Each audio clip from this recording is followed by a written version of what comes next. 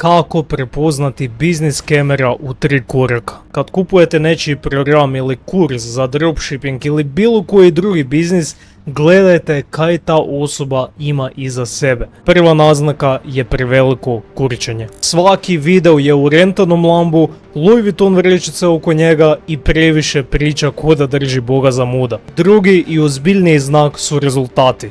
Ako ta osoba do sad nikad nije pokazala svoje rezultate i nije snimila niti jedan stručan video na tu temu, onda znate da kurca nema pojma o tome kaj govori. I zadnji pokazatelj su izrazi koji se ponavljaju. Brza zarada, laka zarada, zarada bez ulaganja. Tak nekaj, ljudi moji, ne postoji. Brzo može zaraditi sam ona osoba koja se 10 godina bavi s istim poslom i koja je već 700 puta prošla kroz taj proces i točno zna kaj treba raditi. Tako da pazite kome verujete i gledajte točno kaj ta osoba ima iza sebe.